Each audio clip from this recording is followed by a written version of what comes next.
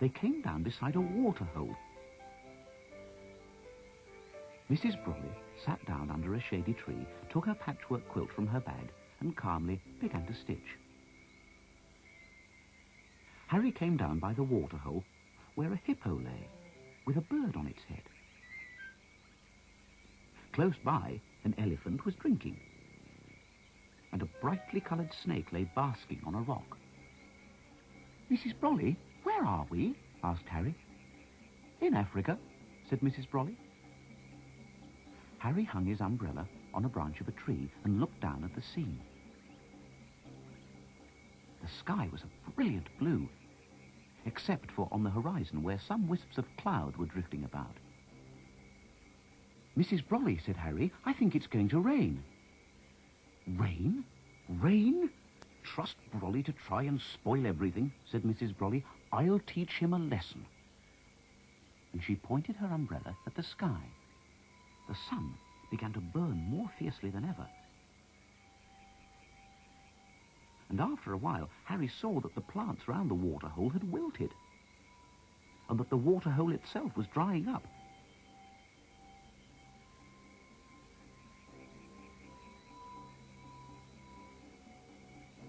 "No, don't do that, Mrs. Brolly," said Harry. "Let it rain a little." But Mrs. Brolly just went on stitching. Little by little, the waterhole shrank, until it was nothing more than a muddy puddle.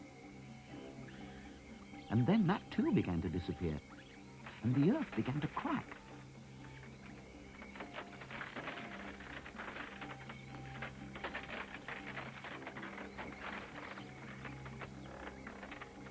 Puzzled, the animals stared at Harry.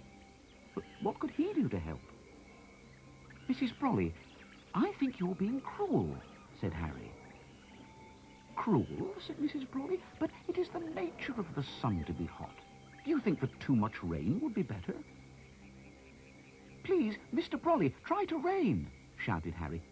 "Try as hard as you can." And as he shouted, heavy clouds began to appear in the sky. Over the dry, burning desert they came, like great galleons. But as they came, the sun shone all the brighter.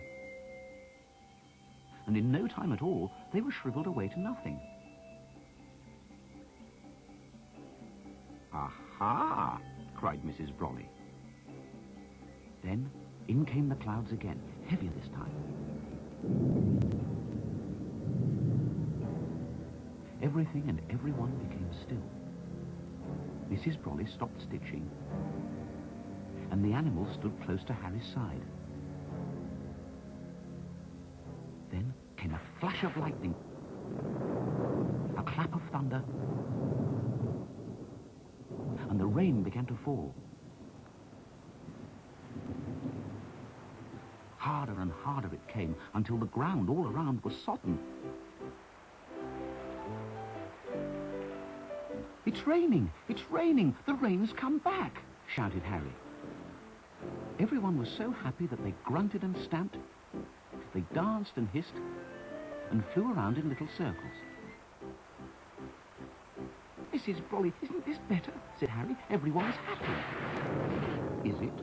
said Mrs. Brolly. "Are they?" And up through the raindrops she went, clutching her bag.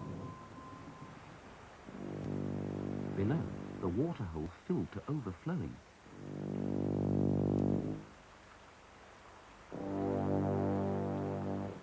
"Stop!" shouted Harry. "Stop the rain!" But it just rained harder than ever, until the water was up to his waist. The elephant lifted Harry up onto his back, where the snake lay with the bird nestled in his corners. With the hippo by his side, he clambered up onto the small island, and there they stood, with the water rising higher and higher, until suddenly, in the distance, Harry saw a small, ark-like boat. "Mr. Brolly! Mr. Brolly!" he called. "Please help us!" Soon the boat came bobbing by, and Harry and the animals climbed aboard. "Isn't this wonderful?" cried Mr. Brolly. "No!" shouted Harry and the animals. Isn't it exhilarating? Cried Mr. Brolly. No, said Harry, I want to go home. But my boy, said Mr. Brolly, you must enjoy it while you can. Why, I haven't had such a good storm for years. And he stood waving his arms like someone conducting an orchestra. And the boat whirled round as though it were in a whirlpool. Round and round and round it went. Harry awoke with a start.